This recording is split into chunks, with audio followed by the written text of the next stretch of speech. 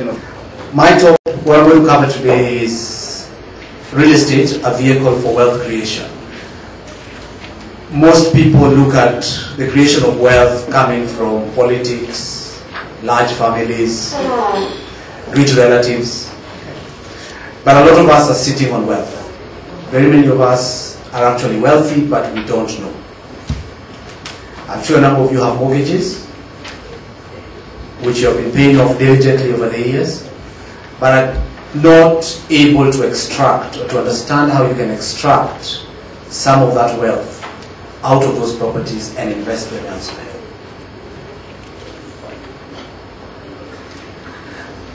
That's a summary of a mortgage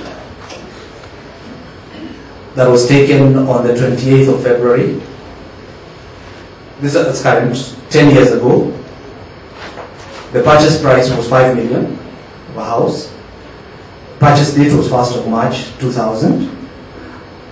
Let's assume an annual appreciation rate of 5%.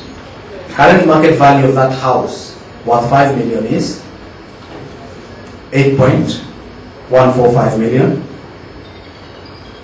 You have an accumulated appreciation of 3.145 million.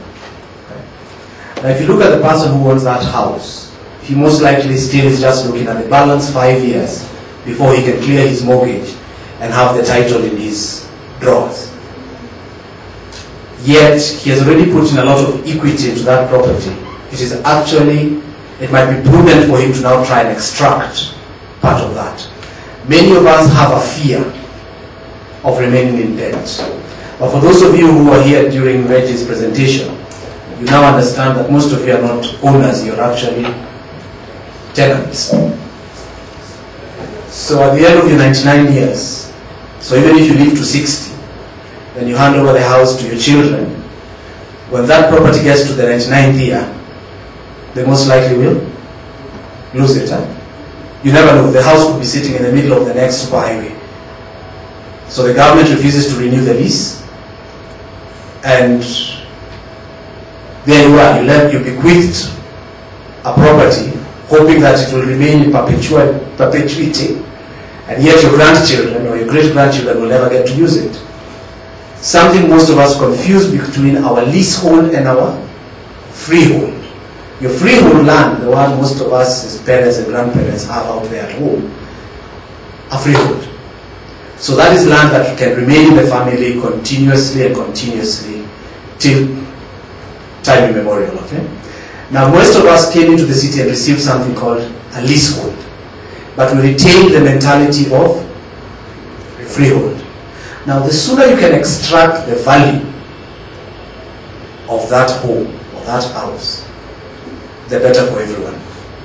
So what I hope to do by the end of this is give you confidence enough to appreciate that you can actually extract what you've already put into that property.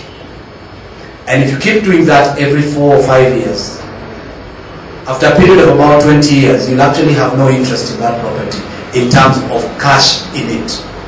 You'll actually have removed it, and if the road passes by that property again, sometime down the road, you'll have nothing to fear. All your children and your grandchildren will have no fears.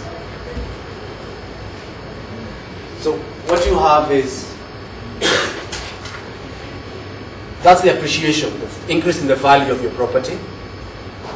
That's your loan repayment, up to 0.